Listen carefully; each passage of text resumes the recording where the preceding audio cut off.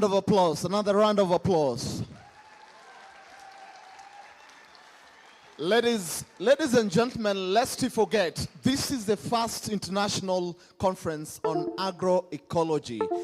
I can see very, very bubbly faces. Do not worry. There is more. There will be more. But of course not today. Tomorrow there is going to be a gala dinner and you're going to have more of what you've just witnessed.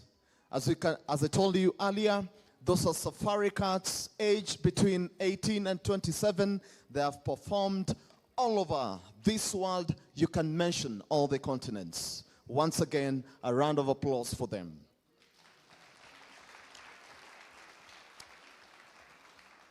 Ladies and gentlemen, over the last decade, genetically modified crops, the herbicides, pesticides they engineered to tolerate have been at the core of food and agriculture conversations. The debate about the risks that are associated with synthetic pesticides and fertilizers and GMOs has been raging. Concerns, as you all would appreciate, have been voiced about possible impacts on human and environmental health. Nonetheless, proponents of GIS, I just want to share with you some statistics and therefore to just bring home why this debate will not start and end today, but it's a debate, it's a conversation that will definitely continue. Of course, in the morning, you could see, you could hear, why this particular topic is really, really important. Now, take note, the world population has exceeded 7 billion people. Now, it is forecasted to reach beyond 11 billion by 2100. And these are not my statistics, but these statistics are according to the United Nations 2017.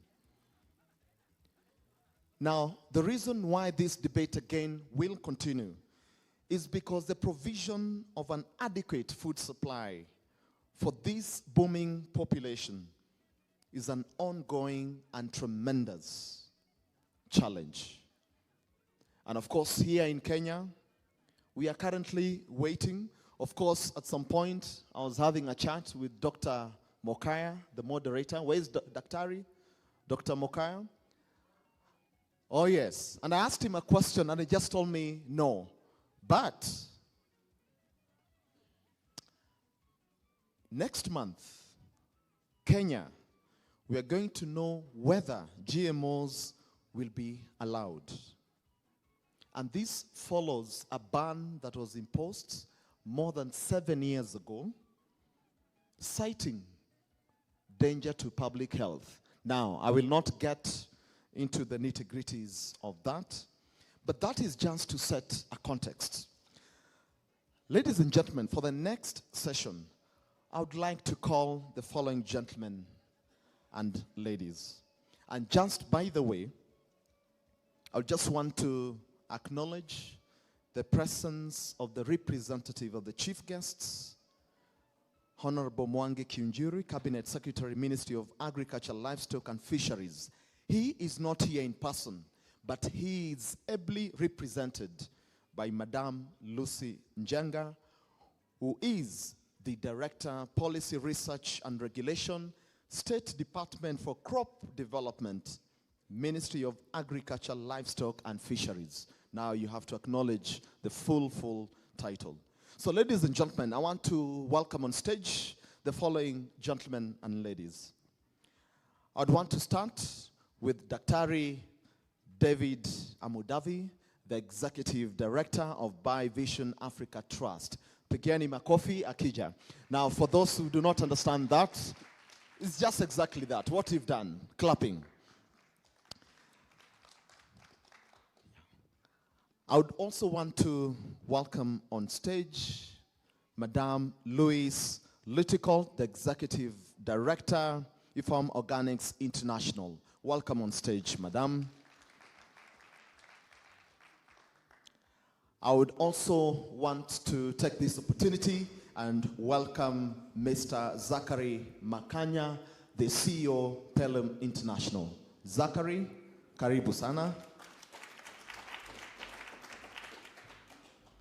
I would also want to welcome Madame Lucy Njenga, the Director, Policy Research and Regulation at the Ministry representing the CES. Kindly join us on stage too. Karibu sana, Madam. And so because I have the discretion, unlike Mokaya, I'll be very strict. Unlike yourself, I'd want to give each of the gentlemen and the lady only 2 minutes. Only 2 minutes, of course, with the exception of the chief guests. But again, also for the hosts, I'll be a bit, I'll bend the rules a bit. So ladies and gentlemen, let's welcome Dr. David Amudabi to please come and make your remarks. Karibu sana, Daktari. Thank you very much, Mr. Mudibo. Ladies and gentlemen, the representative of our Minister for Agriculture, Livestock, Fisheries and Irrigation, the farmers, our partners, and all the guests that have come. For me, today is a happy day. It's a day that is bringing together 3 conferences. One conference was already being planned quite early in 2018 to be a first conference, actually congress, on pesticide contamination, on environment, animal and human health. And that was a conference that was being organized by World Food Preservation Center. There was also another conference expected to be held by IFARM Organics International, following a very important project in East Africa, that is organic trade and value chain development. And BioVision Africa Trust, with other partners here in this country, were in the process of organizing another conference that is scaling up agroecology initiative. And in February this year, while in Germany, attending the BioFAC Africa, the BioFAC World Trade Fair, word came around, you guys, you seem to be 3 groups. But by then I must say 2 groups had already come together. Why not have a common conference? So today is a day that has brought together 3 important organizations with their partners to have a very serious conversation on how we can look into the potential of agroecology to help us transform our agriculture and our food systems, not only in Africa, but also to be an example for the rest of the world. So I'm delighted to be here as having been one of the people and most organizations. BioVision Africa Trust has been quite instrumental, working very closely with IFARM Organics, Work International, and also very closely with Dr. Charles Wilson, a very, very powerful man, and unfortunately, he did not manage to be with us today. So we are very proud. We have all the best brains that have come across the globe. I don't know yet the statistics in terms of how many countries are represented, but we shall share in the course of this conference. But I must admit that almost all the continents are represented here. Let's have a round of applause to all of us. To me, this is a truly international conference. And I would say by the time it ends, it will be the beginning of another journey on shaping the direction we would like to see.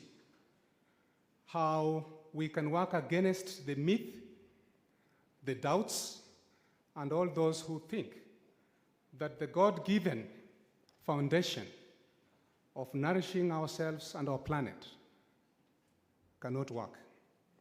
Agroecology is the foundation. based on science, based on what people do, and based on what we believe in terms of our convictions. So once again, thank you very much. Look forward to a very rich moment, interactions, and I believe by the time we leave this conference, we shall have all interacted sufficiently enough, established networks that will go beyond this meeting. Thank you very much, and have a very productive conference.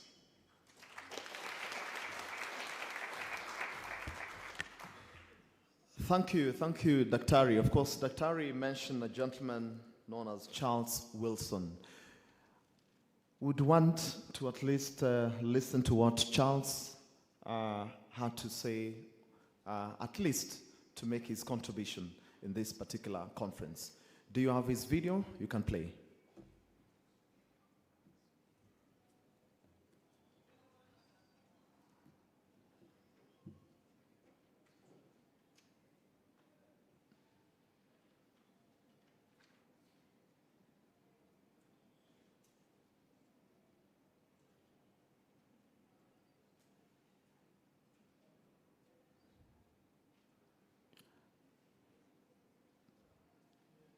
Do you have the video? Okay, just 3 seconds and we can listen to Charles. And watch, of course.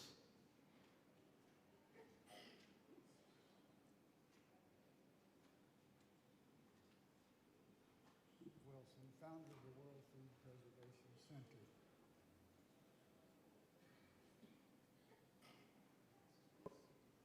Good morning. I'm Charles Wilson, founder of the World Food Preservation Center, one of the organizations that has organized this conference. Unfortunately, I can't be here today, but I'm here in spirit. In this room are the world's leading authorities on the impact of synthetic pesticides on the African people, their animals, and the environment. Also, world leaders on agroecology as an alternative to chemical agriculture. One of the missions of this conference is to chart a course forward to substantially and sustainably reduce synthetic pesticide use in Africa. It is exciting to know that the intellectual resources are here in this room to successfully fulfill the mission of this Congress. I wish you Godspeed on this journey.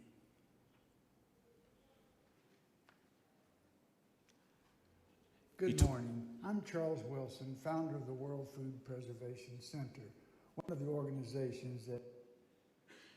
I guess it was that brief. A round of applause for Dr. Charles Wilson. Of course, as we've heard, he could not be here in person for reasons that he's mentioned, but he's here with us in spirit, and you've heard what he had to say, as brief as he was. Once again, that was Dr. Charles Wilson, the president of the Wild Food Preservation Center. I would now want to take this opportunity and welcome Zachary Makanya to please come and make your remarks. Karibu sana, Zachary. The representative of the guest of honor, all protocols observed. I'll give a few opening remarks. First of all, I want to introduce myself. My name is Zachary Makanya. I'm the country coordinator for PERAM Kenya. PERAM is a network of NGOs. We have over 300 NGOs in 12 African countries: Kenya, Uganda, Tanzania, Rwanda, and Ethiopia. We also in Zambia, Malawi, and Zimbabwe, South Africa, Lesotho, Botswana, and Swaziland. We are reaching over 10 million farmers. So when we talk about farmers here, we understand about farmers' issues. Now, we also have a pavilion outside. Please interact with the people there, because we even have some members like Koan, like Baoji. They are coming here to show what they are doing. So take time and visit those pavilions. Now, I want to talk about the power of reflection. You know, when God created the world, every time we used to look back and say, this is good. Now, I want to ask yourself a question. We know that there are very many people here. Even if I say how many people have degrees in agriculture, there are very many. In fact, every university offers degrees in agriculture. You go there are people with masters, there are people with PhDs, diplomas, and certificates. Now, the question I want to ask is, and this is what I want us to reflect on, why are farmers poor. Why are our farmers poor? We have all these people around, this knowledge around. We have institutes of agriculture. We have research institutions. Why are our farmers around? Why are they poor? Are we shooting and then aiming, or are we aiming at the shooting? You know, there's a difference. You can shoot, then aim. You can aim and then shoot.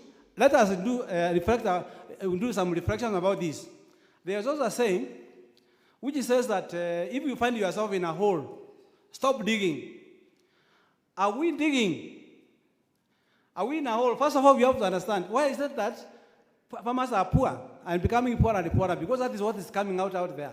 But the one thing I want to tell you, this conference is about showing case.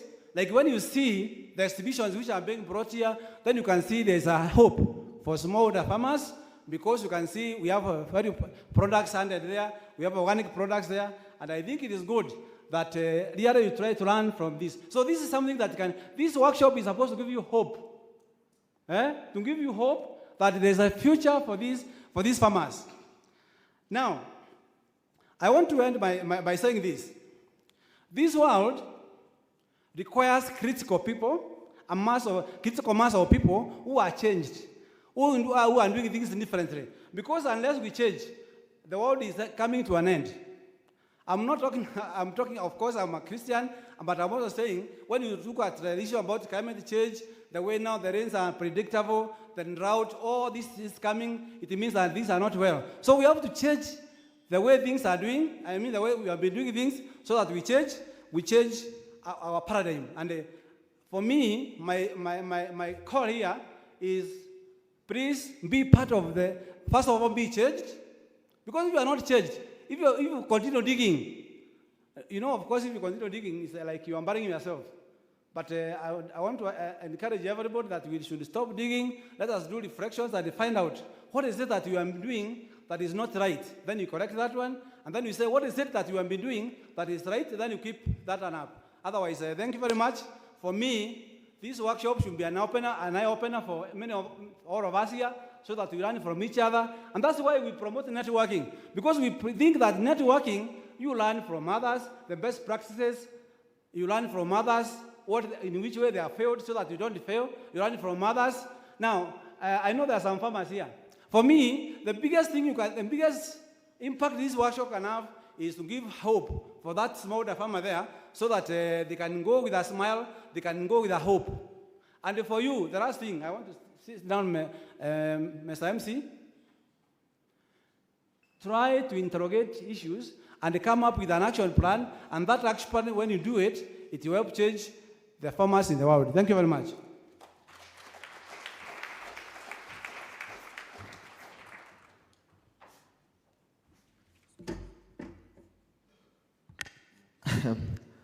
The passion. You could see the passion. Yeah? And of course, you understand why.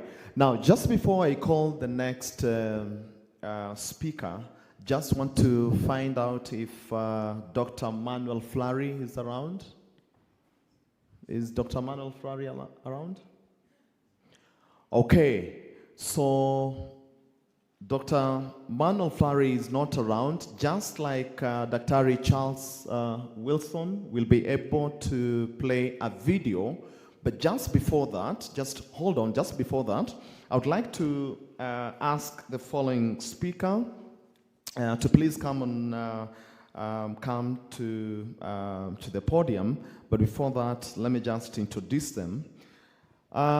The next speaker is Executive Director of Istream Organics International. She has extensive experience in organic agriculture, fair trade, development cooperation at a strategic, management, and regulatory level. Now, just up to there, you can see which side of the argument the next speaker falls. But ladies and gentlemen, let me welcome Madame Louis Littihold. Karibu sana.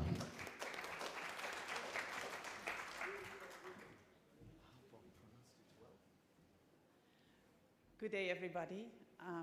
I'm really pleased to see you here, so welcome to all of you. Welcome to all distinguished delegates, also representatives of the ministries. I think it's very important that we're here together. So we heard already from our partners that some come here with a perspective of the damage that pesticides do to us, to our environment. Some also come here to show that there's an alternative to that, and we call it agroecology. We are very pleased that this alternative is being carried by the Food and Agriculture Organization of the UN with their principles. And some are here also from the perspective that farmers need a livelihood. So when they do the right thing, that there's a market for them. And I'm very pleased that IFOM Organics International can be here, especially in this conference, to actually showcase what we've did in the project Organic Trade for Eastern Africa. Now, organics is not only about trade, but it's really important to give some perspective, as Zachariah rightfully said, to give some perspective to farmers to show that there is a market for them. And only then we can reach a transformation, because that's what we're here for. I also want to really emphasize the word transformation, which is in the title of this conference. We're much talking about pesticides and maybe how we can replace them. But to me, that's not transformation. If we think about transformation, we need to do things entirely different. So we're not looking on how to replace one synthetic pesticide with a biological pesticide. We're looking at our entire food production system and take a systemic approach. And I am very pleased also that our friends from BioVision are here who actually work in this way to really systemically change the way we look and we do agriculture. And I think that's important. And when we talk about transformation, we talk about our own minds. Transformation starts with each and every one themselves and how we look at how we want to produce food, how we want to relate to each other, and how we want to interrelate with the earth on which we're all dependent. And I also want to put this conference in a bigger context that we're all familiar with, and that are the SDGs, the Sustainable Development Goals. And I'm quite sure that you're familiar with them. This morning they were quoted by Peter as well. And I think they give us an important perspective on why we do this actually. And if we look at the 70 goals of the Sustainable Development Goals, there are many ways to go about them. Again, we can look at them goal by goal and see how we can address them. We can also try to find a systemic approach to address them. And here, agroecological and organic agriculture is actually one of the main tools, if you like, to hit many of those goals at the same time. And that's exactly what it is, a systemic approach to improve livelihoods, to fight hunger, to deal with climate change, to care for our environment. All these biodiversity, all these things are captured in organic agriculture. So that's the bigger context in which this conference takes place. I'm really pleased to see that there is so many expertise in this room as well. So I think that gives us an opportunity to really move forward and to make the next steps.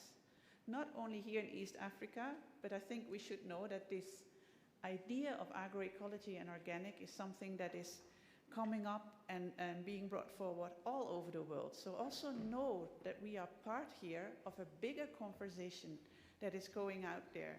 This is taking place in India, where whole states are being turned to organic or agroecology. This is taking place in a context of municipalities that all turn green. We are talking about complete provinces in some parts of Europe. We are talking about government canteens in some part of Europe where you can only eat organic food. So be aware that you're part of a bigger thing. And I think that's also something we can learn from others. And that's actually why we are also pleased to be part of this as IFOM Organics International, because we bring all these experiences together. So with that said, I would really like to thank our partners in this conference, the host. I know that there has been many work done before and behind the scenes. Thank you, BioVision. Thank you also, the World Food Preservation Center. We're very happy to be there and wish you all a very good conference.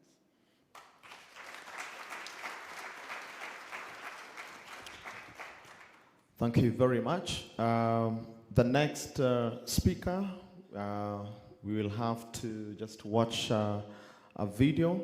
I hope the gentleman behind, that should be for Karen Lexon, the Secretary General, Swedish Society for Nature Conservation. Dear conference participants, greetings from Sweden. I'm Karen Lexon and I'm the Secretary General of the Swedish Society of Nature Conservation. And we are one of the sponsors of the first International Agroecology Conference in Kenya. Agroecology is becoming a global movement. We are very proud to be part of this powerful shift in agriculture, together with our partners in Eastern Africa, in Kenya, the Biodivision Africa Trust and the Pilum Network, the Institute of Sustainable Development in Ethiopia and the Pilum Network in Uganda. We are also, together with many other partners and donors in Africa, part of the African Union effort known as Ecological Organic Agriculture Initiative, which is agroecology and sustainable agriculture to be rolled out to the African continent.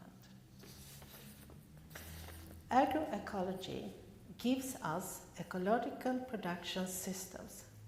Its innovations and practices diversify farming landscapes and results in increased biodiversity. The benefits for farmers are many. Low-cost techniques, easy to multiply, resulting in higher yields, improved health, and increased food security, to mention just a few. The farmers will be able to get an income and produce for the growing demand of ecological products in the African market. With agroecology, the farmers get means to manage climate change effects, but also a possibility to be part of the solution, reducing climate change in the future, establishing carbon sinks, and strengthening and improving ecosystems, resulting in more ecosystem services. Investing in agroecology and the agriculture sector are key to reduce poverty and to end hunger. More than 800 million people are, as we all know, chronically undernourished today, and 98% of them live in low-income countries. Agroecology contributes not only to SDG 2, Zero Hunger, but to 10 of 17 of the SDGs in the Agenda 2030. One important step now is to overcome gender inequalities and empowering women and youth, which will result in powerful social and economic impacts for the farming family, as well as becoming an economic driving force for the agricultural sector. According to FAO, if female farmers access the same resources as men, for example, access to land to farm, the number of people living in chronic hunger would decrease by 150 million. Now, I turn directly to all of you who are politicians and decision makers. Every country involved in the agroecology movement benefits from inclusion of ecological agriculture in national plans and policy documents for long-term sustainability.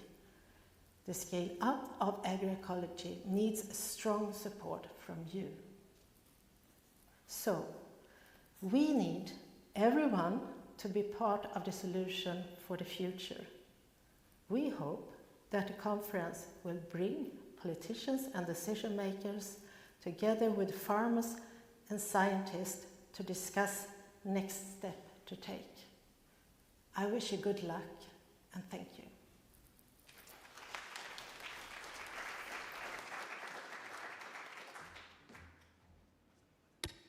Ladies and gentlemen, before the next speaker, I would like to call the following on stage.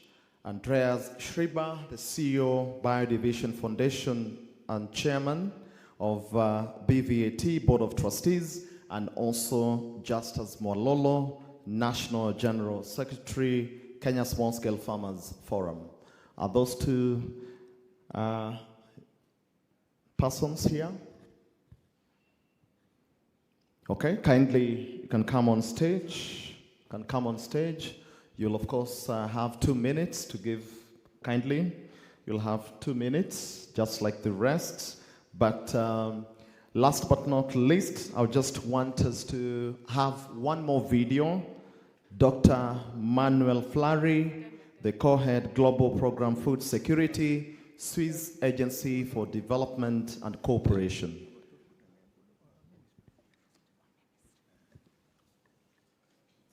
Do you have that video? You have? Kindly.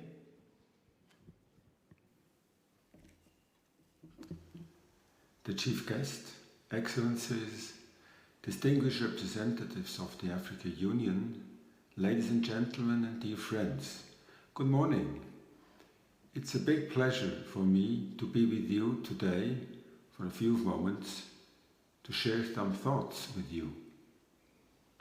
Switzerland welcomes this first international conference on agroecology transforming agriculture and food systems in Africa. I am particularly pleased that the two groups have joined efforts to host one conference. Following the FAO and many international experts and organizations, we perceive agroecology as paving the way to sustainable and healthy food systems. And in particular, agroecology addresses the way on how to move away from problematic synthetic pesticides and fertilizers in agriculture and food systems. We are all aware the global food system is dysfunctional. Poverty, hunger, and malnutrition are prevailing. Environmentally critical conventional production methods generate substantial costs for degraded soils, overused water resources, and lost agrobiodiversity. Agri-trade and subsidization regimes favor import of subsidized goods rather than promoting local production. Nutrition-deficient junk food is cheap, while whole grain, healthy or even organic products demand an extra price. This system is not healthy and we know it. Children suffering from stunting are at a high risk of mortality. Overweight and obesity increase the risk of non-communicable diseases. Environmental and health costs have to be borne by the society. They are not factored in the costs of food. Saying this, it is obvious that we need a transformative change for sustainable and equitable food and agricultural systems in Africa and worldwide. Just over 1 year back, the Director General of the FAO made an urgent call for transformation, as there is consensus on the urgency to get out of the trap of conventional high-resource input systems with increasing productivity at any social and ecological cost, still not leading out of hunger for over 800 million people. From him is need to redirect and proceed pathways towards sustainable food systems, and agroecology leads this way. We are convinced that agroecology, by building synergies, can support food production and food security and nutrition while restoring the ecosystem, services and biodiversity. Agroecology can play an important role in building resilience and adapting to climate change. The 10 elements the FAO has formulated are guiding the way. SDC and the Swiss government are decided to help reduce global risks in the field of sustainable agriculture, food security and nutrition. SDC promotes initiatives and influences institutions of more sustainable, resource-efficient and agroecological agriculture to reduce the environmental impact and to sustainably use agrobiodiversity. Inter alia, SDC focuses on initiatives and solutions to reduce the ecological footprint of agriculture and food systems, and supports the conservation and sustainable use of agrobiodiversity, in particular smallholder farmers' access to local and quality seeds. It is therefore obvious for us to partner with the Pan-African Ecological Organic Agricultural Movement that is under the auspices of the Africa Union. We are very pleased to see the increased visibility of the Ecologic Organic Agriculture Initiative on the political level, not least by noting the intended integration of an EOAI index indicator into the future CADEP biannual reporting for 2022 onwards. The conference looks at three most relevant aspects: reducing synthetic fertilizers and pesticides, launching the FAO Scaling Up Agroecology Initiative in Eastern Africa, and showcasing opportunities and potential of ecological organic domestic and regional trade in East Africa.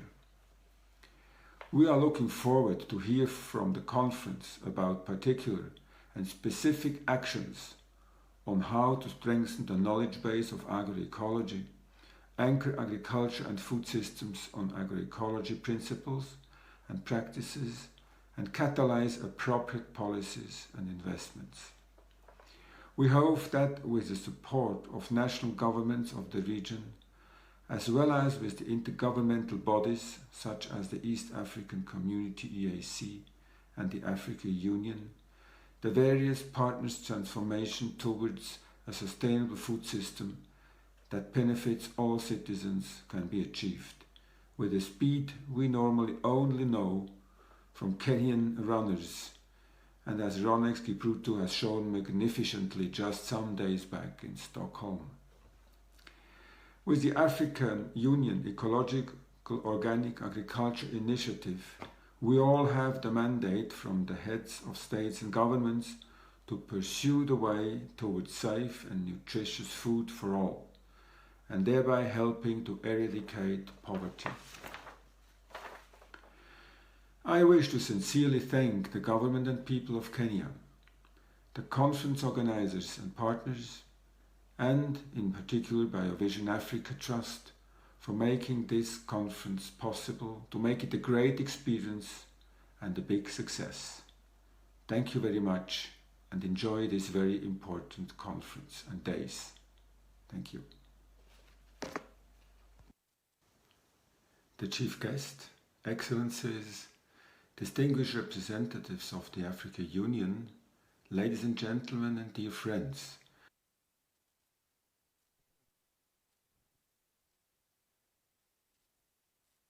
Can we have the mic?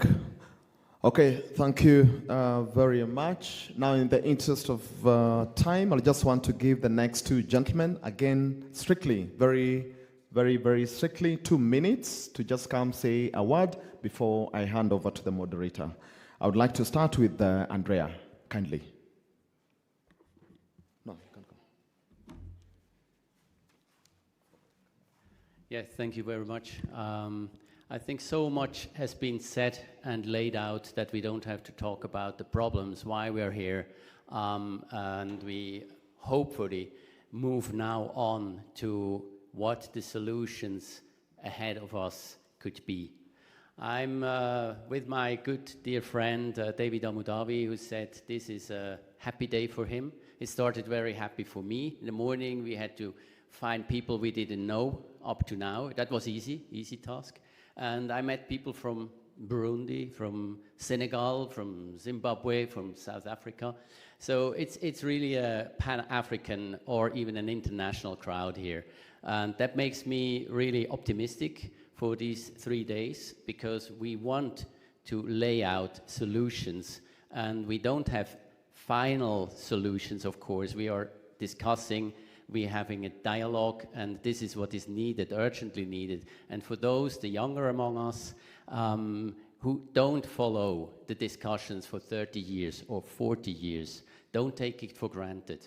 We come a long way, and I think we have a long way ahead, but this moment we can feel transformation is really very close and we have to grasp it.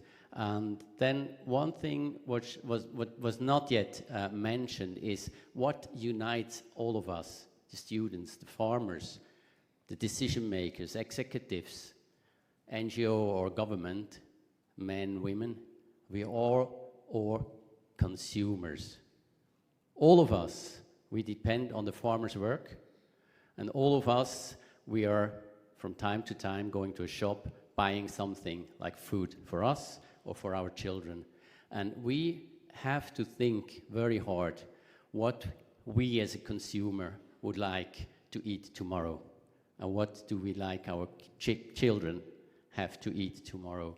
And then I think we all are interested in new solutions, because the state as we are in at the moment, no doubt we have to change something. Thank you.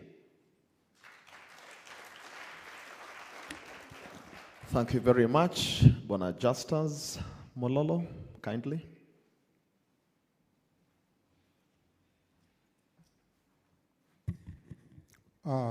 Thank you very much. I will not go thanking a lot, but I'll concentrate on one line there: reducing synthetic pesticides and fertilizers. I belong to Kenya Small-Scale Farmers Forum, a grassroots village-based network of small-scale farmers. And we are part of a similar large regional network for all countries of East, Central, and Southern Africa. And that line is very critical and important for us, because agroecology, to us, it's what we do, and it's what we have been doing. When I used to talk to my grandfather in our village, whatever backward genealogy told me, people have been around there for over 400 years. And when we look back, we find that agroecology to us, small-scale farmers, is farming the way of God. Nothing synthetic there. All natural. And if you come to the villages, you find that today we have been attacked. There's a lot of bombardment with those who want to push synthetics. And I heard that our friend, when he was introducing that Kenya, we are going, in the next 1 month, we are going to know whether we will be going GE. And I wish to say that Kenya, we are there. East Africa, we are there. Africa, we are there. Last week, we had another meeting here on a subject known as CADIP, and that is so African, and we were talking about agriculture. And everybody was talking about almost the same language that everybody is talking about here: small-scale farmers. Because if you look in our continent, I would say over 75% is small-scale farmers. And others are small-scale farmers directly or indirectly. And proudly, everybody is interested in small-scale farming, because all the food consumed, say, in our continent is produced by small-scale farmers. Then we have a reason to be concerned about what small-scale farmers are doing. And then small-scale farmers happen to have no time for that, because they are busy concentrating on their farms, on production. And recently entered into another subject that has been brought by FAO, family farming, which is also on the heads of small-scale farmers. So it is very important to address what small-scale farmers are doing, because they will keep on producing the food we eat, and we need to look at that food from the food security point of it and food safety. So as I leave, my request is that please concentrate on making it possible that small-scale farmers continue farming in the ways that will give us safe food. Thank you. Thank you so much, Bwana Mololo, pushing the case for the small farmers in regards to this ongoing debate. Ladies and gentlemen, we've reached at the apex of this official opening. And of course, the CS Ministry of Agriculture was meant to be here, but for reasons that we shall be told by his representative, he was not able to make it. But I'd just like to take this opportunity and just invite what I would believe as his able representative, Madam Lucy Njenga, the Director, Policy Research and Regulation, State Department for Crop Development, Ministry of Agriculture.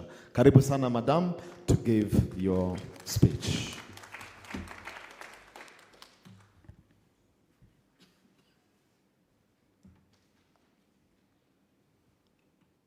Before I read the speech of the Cabinet Secretary, allow me to convey the greetings from Ministry of Agriculture, Livestock, Fisheries and Irrigation, and the whole top management.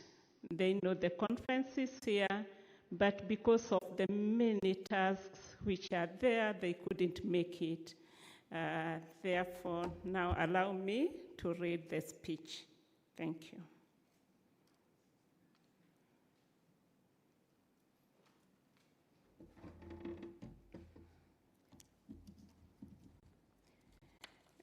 The representative of African Union Commissioner, the representative of Food and Agriculture Organization, the county coordinator Pelham Zachary Maganya, executive director IFOM Madam Ruiz, executive director BFAT Mr. David Abdafi, distinguished guests, ladies and gentlemen, I am delighted to join you today during this event of the first international conference on agroecology, transforming agriculture and food systems in Africa.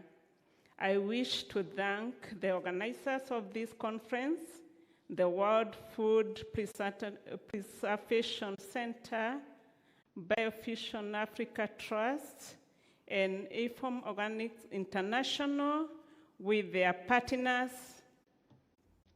who have taken part in organizing this very successful event. We are pleased to be joined by Professor Hans, Professor Tyrone, Professor Judy Kaman, Professor Misheka, who has been my lecturer over 30 years ago, and many distinguished delegates from national government, county governments, academia, researchers, farmers and farmer organizations, extensionists and practitioners, civil society and non-governmental organizations, private sector, consumer associations, strategic partners and donor agencies, development partners, institutional and individual donors. Ladies and gentlemen, the theme of the conference, Reducing Synthetic Pesticides and Fertilizers by Scaling Up Agroecology and Promoting Ecological Organic Trade, is in line with Sustainable Development Goals, Agenda 2030, Kenya Vision 2030, the draft agriculture policy, which is before cabinet, Kenya Climate Smart Agriculture Strategy 2017-2026, agriculture sector transformation and growth strategy that emphasizes sustainable production and soil management practices that will ensure that future generations of Kenyans can continue to benefit from agriculture. Ladies and gentlemen, I am informed that this conference purposes to facilitate the establishment of truly sustainable food and agriculture systems in Africa, and also launching the Food and Agriculture Organization Scaling Up of Agroecology Initiative in East Africa. The event aims at 1, reducing synthetic pesticides and fertilizers, which include raising awareness through data and information sharing, document the impact of synthetic pesticides and fertilizer contamination on human, animal, and environment, and identify, disseminate appropriate and effective technologies to reduce synthetic pesticides and fertilizer contamination in Africa continent.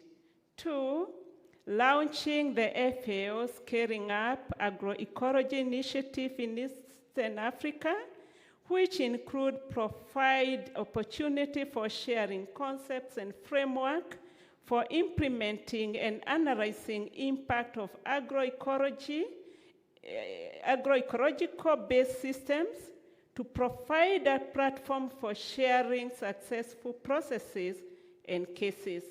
And that showing cases, opportunities, and potential of ecological, organic, domestic, and regional trade in East Africa.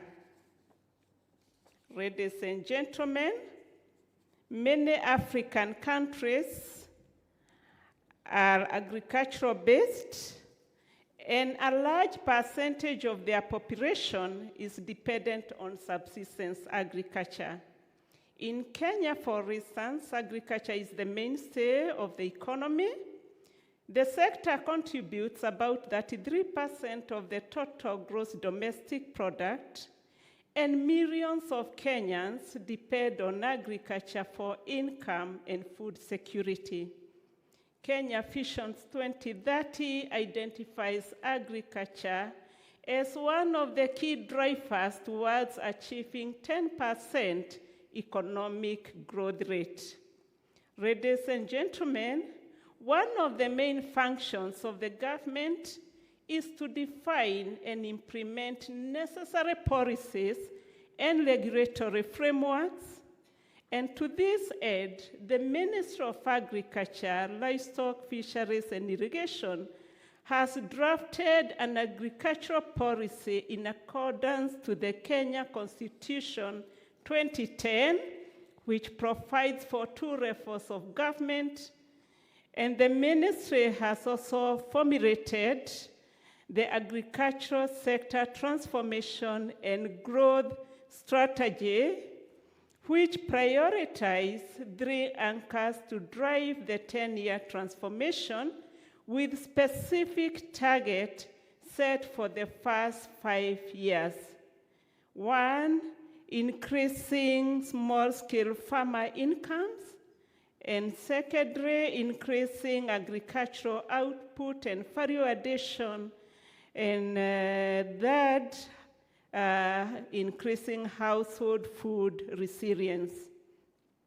The strategy is aligned with the medium-term national agriculture sector priorities and medium-term investment plan, the draft agricultural policy, the 100% food and nutrition security aspiration in the Big Four agenda as pronounced by our president, as well as the longer-term commitments of the Cardiff and Malabo Declaration, the UN SDGs, and the AU Agenda 2063. Ladies and gentlemen, the draft agriculture policy highlights agroecology as an approach to farming that centers on food production that makes the best use of nature's goods and surfaces while not damaging the resources. The key objective is to uphold good agricultural practices and enhance resilience to advance climate change impact. It has provided policy statement for both national and county governments to promote agroecology farming practices for crops, livestock, and fisheries. Ladies and gentlemen, as we advocate for strategies that focus on transforming the food systems, let us take cognizance of the policy and regulation requirements that respective governments have put in place to ensure food and nutrition security. As much as we strive to entirely carry out organic farming, let us also be aware of the fact that the potential of many African countries with regard to food production has not been fully exploited. The question of balance between the use of organic and inorganic methods should be critically analyzed in order to come up with working solutions that are viable and of unique needs that needs to characterize countries in Africa. Let us continually develop solutions that go hand in hand with the desired need of the countries we work in, and this will ensure sustainability rather than creating a dependence syndrome that escalates the status quo of poverty and food nutrition insecurity. Ladies and gentlemen, I wish once again to thank the organizers of this conference for bringing this event to Kenya. And to all delegates, I thank you all for finding time to attend this conference and urge you to use the opportunity to share experience, learn new technologies and innovations, ensure active participation, and make networks. I wish you a wonderful stay in Kenya. Remember to spare a day or two after the meeting to visit our national parks and beautiful beaches, and also sample the rich cultural and national heritage of the country during your stay here. Thank you, and God bless us all.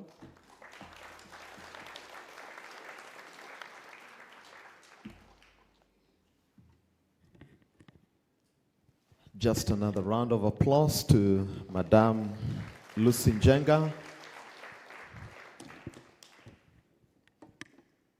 Thank you. I can see the energy levels have gone down, so Daktari, I know the next session is meant to be yours, but I seek your indulgence, ladies and gentlemen. We will have to do some bit of iteration, But before then, I just want to welcome the next gentleman who is supposed to give the keynote remarks, and then of course we can break for lunch. There was meant to be plenary session 2, but because I have seen the energy levels have gone down, then therefore we'll have to proceed for lunch after listening to this gentleman. Is that okay? Okay. So ladies and gentlemen, I would like to welcome Dr. Hans Rudolf Herren, President of Millennium Institute, which is based in Washington, D.C., but also the President of BioVision Foundation, based in Zurich, Switzerland, to please come and give the keynote remarks. Karibu sana, Daktari.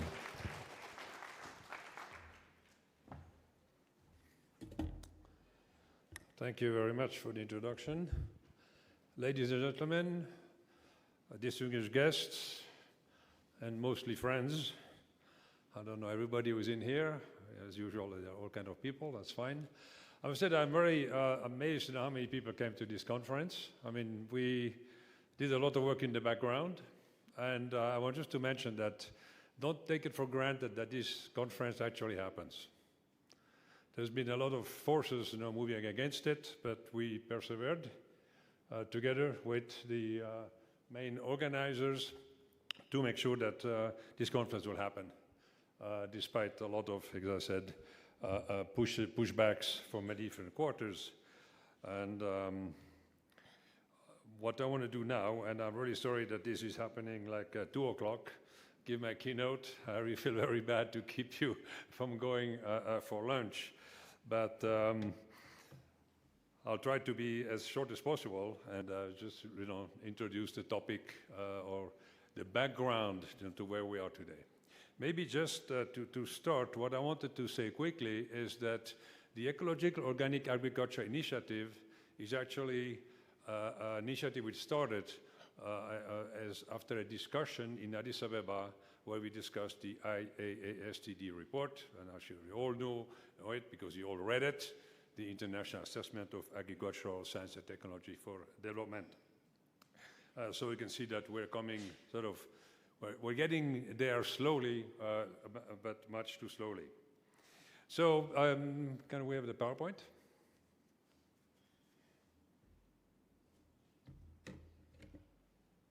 Okay, here we go. So I call it the pathway to food system transformation in Africa. And again, I think it's important that we use the word transformation and not on transition or whatever some people would like to call it, because really we need a new paradigm, a new way of thinking, a new mindset in order to move forward with agriculture and the food systems. So the presentation will be sort of the what, the why, the what, the how, the who, and because we still usually have to explain why are we actually asking for a transformation and not only just sort of a little a change at the margins like it's been promoted by the major development agencies even today and also foundation. On the what, yeah, so what can we do really? How are we going to do it? And then also who, because that's usually at the end of the speech, people waiting, so okay, now, but who is going to have to do something here? And we'll talk about it. And I like Mandela's word, it always seems to be impossible until it's done. Because what we are proposing here, what you're going to discuss, is actually mentioned as impossible. It will not feed the world, etc., etc. You all know the language which is used out there, basically to push us down. But again, I think we can do it. So, yeah, the food system today and future. Now, future unless we do some or make some changes. Because all what you hear about where we are going with agriculture is going on and doing the same thing.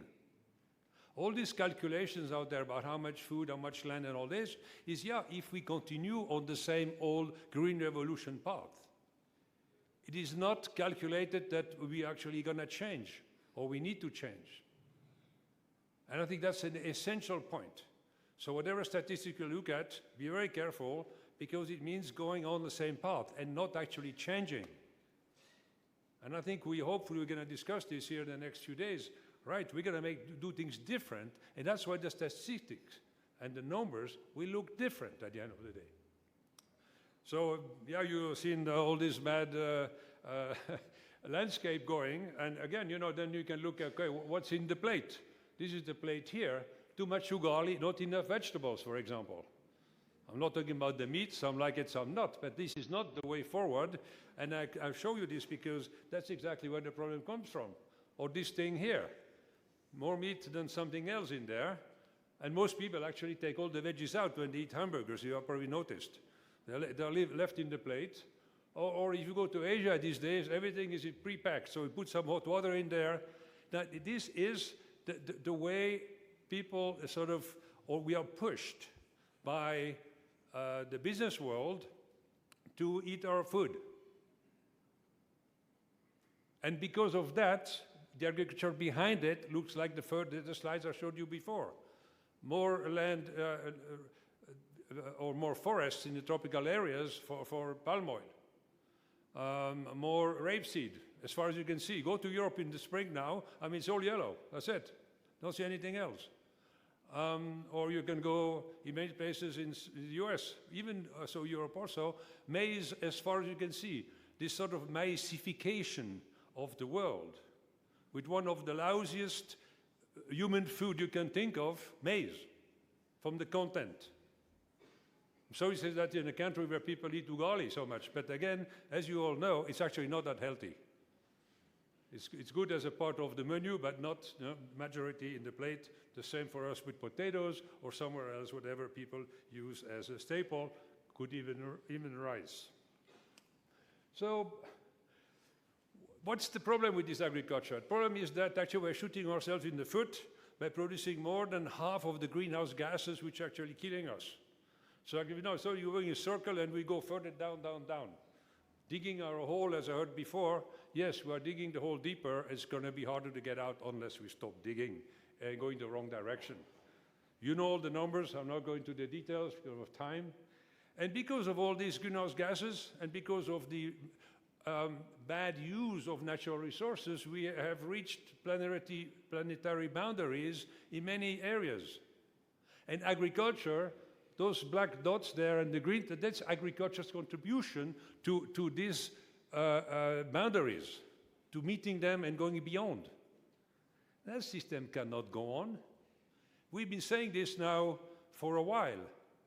The IASTD report put it down in 2,000 pages, but also in 10 pages for the policymakers, that we need something different. Well, we're still doing the same thing. So you know, we have to come to our senses very quickly, because, as you know, in many places, Canadian Parliament yesterday declared a climate emergency. Last week it was in the UK. When is it going to be in other countries? The kids are now in the street protesting, saying, hey, what are you doing, you guys, with our future? That's what we're doing. We're still not correcting almost anything. Why? Oh, we can't afford it. We cannot afford to do nothing. That's what we cannot afford. And yeah, so because we depend on these ecosystem services, nature has given us all what we need to survive. But as Gandhi said, there's enough for everybody's need, but not for everybody's greed. And again, another part of the problem we've got. And you know, we're going to talk about pollination. Pollinators is a very important issue. Billions worth.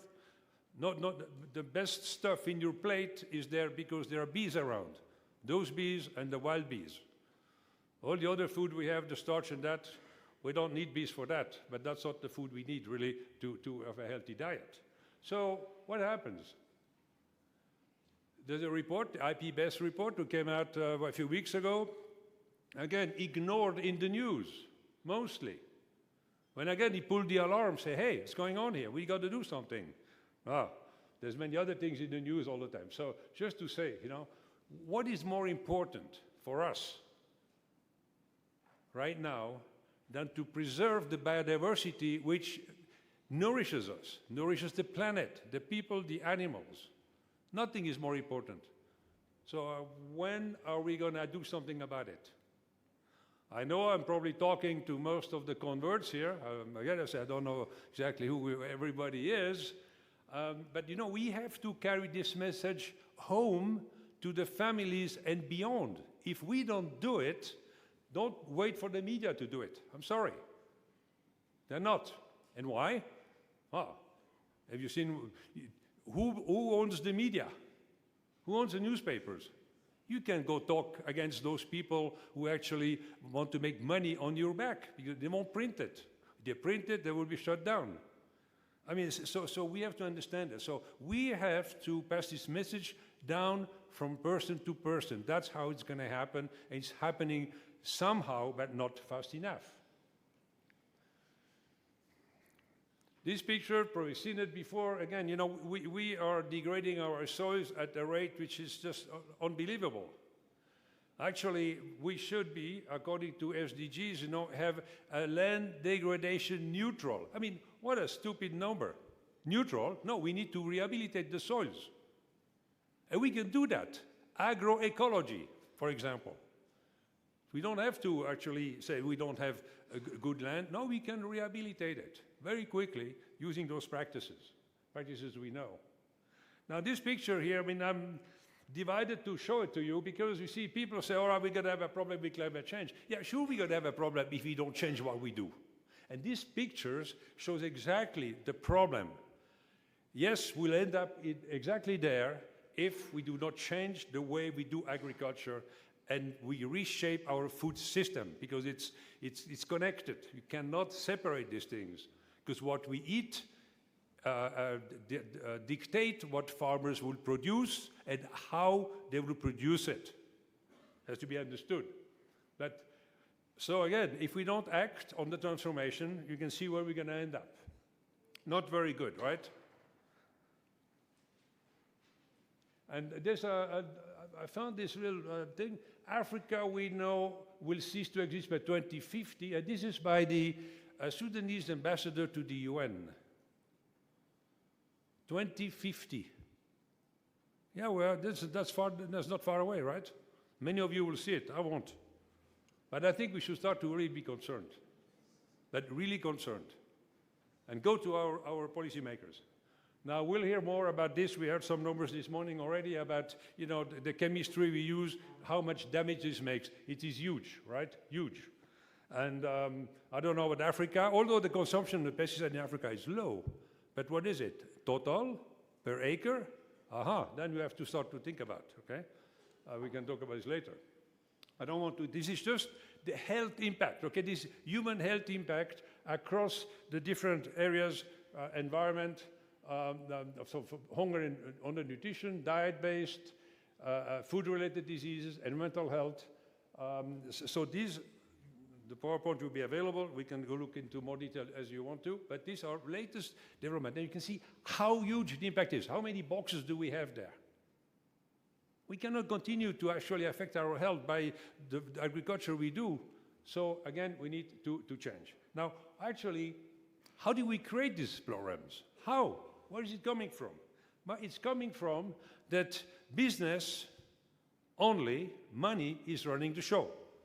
Because what happened, below there, what the red line now crossed already, these are the ecosystem services. Could be pollination, could be natural pest control, water cycling, and nutrient cycling in the soil. That's given. If you don't mess about with it, it's there. So how do we actually make it even better? What we have done, also the farmers there, right? Smallholder farmers, we have replaced all this because, hey man, you can't make money with any of that stuff, right? So let's make money. Let's sell fertilizer. Let's sell more seeds, hybrid, GMOs. Let's sell more pesticides. So we can replace, do irrigation. We can do almost everything by replacing it with something where some people make money. So we have to say, no. We want our ecosystem services back. And that's agroecology again. That's exactly where we come from and where we need to go. So how should we move forward? Well, I'm like a broken record, okay, for the people who have been following me around. I always come back with this thing here because that actually was the game-changing report, the first report, global and regional, on agriculture. And I had the honor to be with your former cabinet secretary, Professor Judy Wakungu, co-chair of this report. 2,000 pages, in great detail, okay, what is the problem and what we need to do to get out of it. Business as usual is not an option, and we said that agroecology, organic agriculture, is the way forward. In 2009, that report, commissioned by 6 UN agencies, including FAO, who never actually officially presented to their people, to the member country. It was never officially recognized at the FAO until today. Just to say, and that's not the only organization, there are others which put it under the table. But thanks to many of you NGOs, it lived, and it's actually sort of getting somewhere these days in terms of implementation. So it asks for a system change. Not only changing a little bit something which is still reductionist, like climate-smart agriculture, sustainable intensification. I mean, all that stuff is elements out of what we need to do. And we cannot do that. This is co-opting agroecology and making it a green evolution 2, 3, 4, 5.0, okay? No. And, sorry.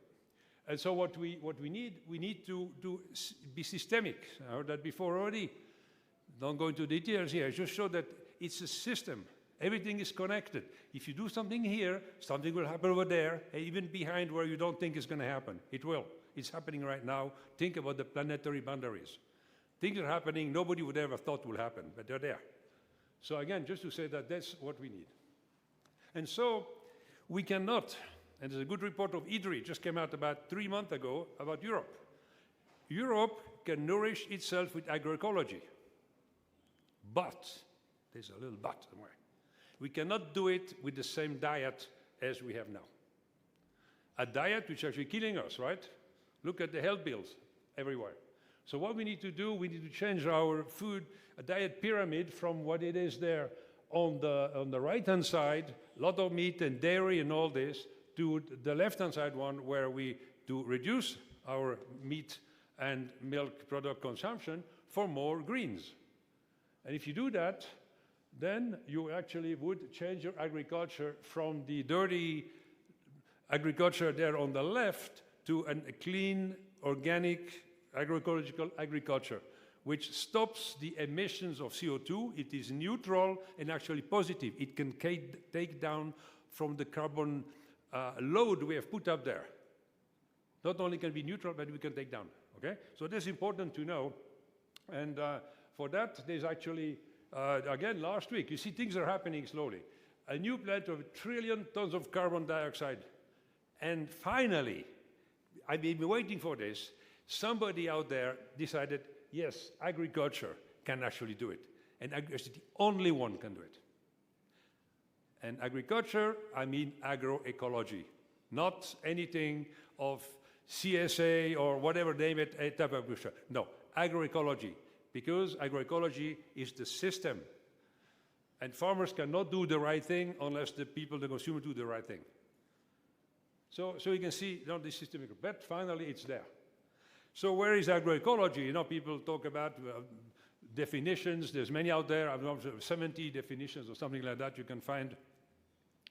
But you know, where does it place itself in the bigger picture of the different agriculture? So I think, you know, it's sort of agroecology is above, more inclusive than the permaculture, than organic.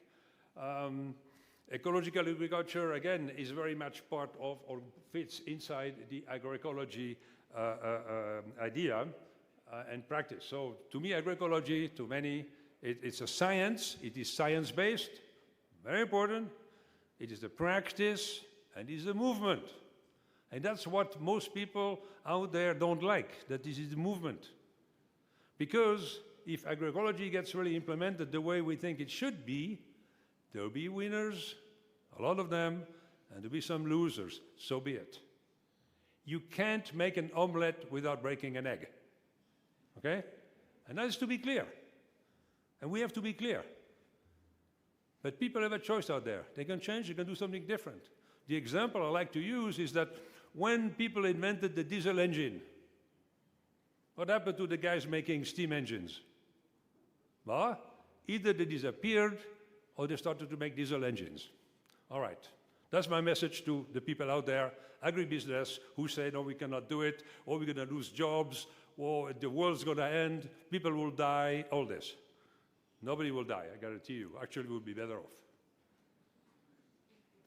And also, we have, FAO has come out with the 10 elements of agroecology. I'm sure there will be more discussion later on, but it's important that agroecology is all of this. It is not 1, 2, or 3, and then you go do it. No. You have to do it as a system. It fits together into one. And if people don't understand that, then sorry, I don't think we're going to move. So people, and you may be working in one or more of these. Yes, some work totally integrated, but you have to work in teams so that the team actually covers again the ground of those 10 elements. If not, we are out of tune, out of sync with what we need to do. And I'm also a member, actually, of the IPES Food, the International Panel of Experts in Food Systems. And we came out with a novel report. Émile Frison is around. I'm not sure where he is, but he will probably talk about this a bit more. I won't take much time, but basically, again, 10 years after the ISTD report, IPES Food published a report from uniformity to diversity. If you don't know it, go download it. And there, again, we say that both subsistence agriculture as well as industrial and conventional need to move to agroecological practices. Everything. We need to move. That's a very important component. And why? Because we want more diversity. A diverse system is resilient, and what we need now is more resilience, because we already screwed up the climate. To fix that will take a while. In the meantime, we can do tomorrow, we can do that. Tomorrow. We don't have to wait. We have the science ready. We have the experience out there which we can start immediately. We don't have to wait another 10 years. Sure, we need to catch up with research. And if we don't change the money flow, which we are studying right now in a study, somebody will talk about it later, between Switzerland and Kenya, for example, you have to understand where is the money going, from whom does it come, where does it go? More than 95% of the money today in agri-research and development go into green revolution type research and extension. So how the hell do you think we're going to change? We need to change also our institutions. The CalRO here, the whatever, the regional research, CGIR, I have no hope, because they are entrenched in the green revolution. There's no way to get them out of there, I think. But I think with the national, the regional, we can work. And that's where the money has to go. No donor should give any penny to agri-research if it's not for agroecological practices. Bottom line. We have now, the last 60 years, put more than 95% of our money into a losing proposition. So time is over. And if people don't understand this, then I don't know. Then we better start to dig our grave even faster. I'm sorry. So again, diversity, we need more of it. And again, yesterday I got hold of this paper, it just came out. This is the role, how biodiversity benefits. So high crop diversity, so you can see, so you have more jobs. Where is the government people here? Do you want more jobs in Kenya? And that's the direction to go. And increase employment. And also for machinery, you see, so you develop basically the economy in a multifaceted way. And that's where we have to go. And I'm glad that our good friend Garibaldi came out with this thing, because go find the paper, fantastic. Finally, somebody came and put the numbers on this. So here we have it. These are arguments to change the policy, because if we don't change the policy, we can do a lot of research, talking, many conferences, nothing will happen. That has to end up in policy. And that's what I hope, that at this meeting, at the end, by Thursday evening, we have a a short document which we can go and hang on the door of the ministers of agriculture, science and technology, environment, and say, hey, this is what is needed now, not tomorrow. And why? Okay, we can then refer to Annex 1, 2, 3 of what has been discussed here in this conference. Now, a few weeks ago, in a paper, this came out. Oh, sorry, exporter l'agriculture en Afrique est immoral. So to export agroecology from Europe to Africa is immoral. Actually, in the article, it says it's criminal. Yeah, this is published in a paper in West Africa. All right. The author is from Luxembourg. Now, we have to start to understand something here. If conventional agriculture is 100% in terms of production, I know there's many other things than production, but let's just do that, okay? In industrialized countries, it's a bit less. Now, what does that matter when we produce 30, 40% too much, which is wasted, right? Or used for energy production. Total nonsense. We know that. Okay. But in developing countries, when you go organic agroecological, you actually have more yield than your average system. And this is what never enters the statistics. Okay? This is very important. If you look at the numbers, this is critical. And we have data. I mean, DCP used to be there, and so we have a lot of good information about how, with agroecology, you move up, double, treble, quadruple. You hear more in a few days, also here, or even today, on how this can be done. It is the reality. So I think we have to start to look at the numbers, the real numbers, not made up stuff which fits only a few agendas. Now, why is it not happening too much? Because vested interest, the concentration of power. Another IPS food report, actually in this report I just mentioned before, okay, what are the blockages? Why are we not moving? Well, because the power is concentrated, and that's the money flow I talked about before. But because we are in a system which is very entrenched, where there's a lot of money. I mean, the whole food system is huge in terms of how many billion, right? We know that.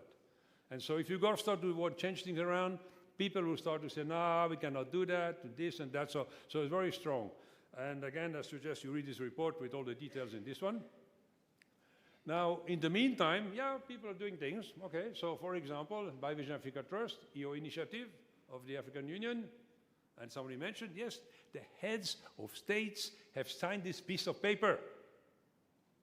So now why don't you, from the different countries, go and tell your Minister of Agriculture, yeah, but your president signed that piece of paper. Now you will put your money into changing the research agenda. Extension. So if you don't do that, nothing will happen, okay? FAO has started the Scaling Up Agroecology program. Very good, because finally things are moving also within FAO. I hope they will continue with the new Director General, but I'm not sure that looks very good at the moment. And then we have IPS Food, number of initiatives there also to promote agroecology in West Africa, for example. But what's also important here, we have to work together. Not just, everyone in their little corner doing good work. We need to create the synergies between these things. We need to appear like one voice. Although we have very different approaches, doesn't matter. We want one thing, agroecology, future of food systems. So again, from problems, basically going over to the solutions. Again, we know the problem, discussed long enough. The solutions, we have many. We need more science, yes. We need more diffusion, more extension, get the people more involved from production to consumption and back, yes. And also, what we have now? We have the universally agreed framework, SDGs. We can also go to our government and say, hey, you committed to SDGs, every one of them. Zero hunger. So how are you going to do that the old-fashioned way? He can't. That's why we have 800 million hungry people. Africa. So I just did the math before because I had an idea. Oh, I need to find out. So Africa spends 35 billion importing food every year. And you have 33 million farmers, $1,000 a farmer. Okay, give the money to them, and they will produce more food than actually is needed. You know, zero import. But that would create problems somewhere in Canada, probably in the US, in Europe. So be it. They can afford it. Africa can't. It's bleeding money out of this continent when actually you can do it. And we know, because I've been around here long enough, 40 years or 30 years of Africa, I know what can be done here. It can. So why don't we go and let's do it? And when we play this out in a scenario with agroecology, we can show that by 2030, if you use agroecology, you can emit, the number exactly here, in average 34% of all the SDGs. If you carry this out to 2050, it goes over 50%, just by agroecological practices. Complex simulation behind this. This is an amazing number. So what are we waiting for? Governments have to go to New York, report on their progress. But if they would do agroecology, they could report progress in every one of those goals. Now, what are we waiting for? So, first they ignore you, then they laugh at you. Huh? But I think they finished laughing somehow. They're fighting now. And I know they're fighting, because the fact that this thing happens here is because we fought back, and then we win all together. Thank you very much.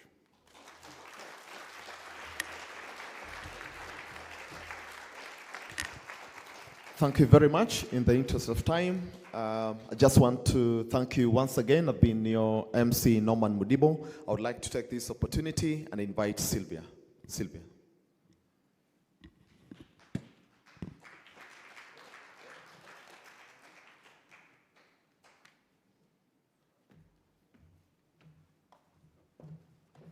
Wow, was that a keynote or what?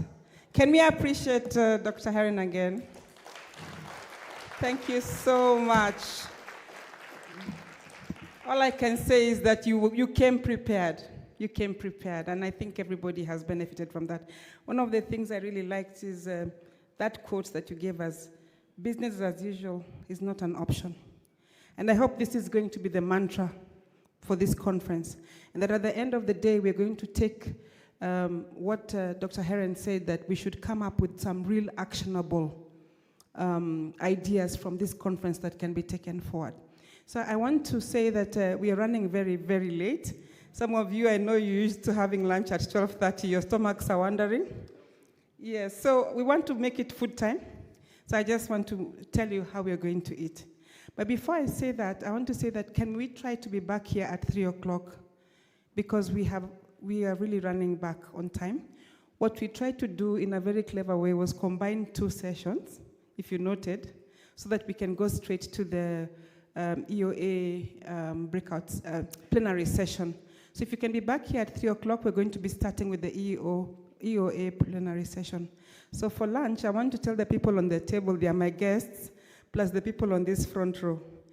You will follow me, you'll follow the leader. And for the rest of us, we will go out through those back doors. This door is not going to be open. You go back through those back doors. And as you go out, you'll see some pretty ladies. They will give you some vouchers for you to use as you go for lunch. I want to remind you that this afternoon we have breakout sessions. And like I said, we'll have 2 in this room and 2 in 2 rooms that are up. You will just follow the steps. If you are lost, please notice anybody in an Elea Africa t-shirt. My company is called Elea Africa. Just ask them to take you, not to direct you, to take you where you ought to be. So I want to really thank Dr. Herring once again. Can we give him another round of applause? I also want to thank our panel, particularly Madam from the ministry. Thank you so much for stepping in and making sure that our day was complete. We really appreciate the message from the CS, and please take our greetings back. Much appreciated. So guys, it's lunchtime. Enjoy a Kenyan meal. God bless you.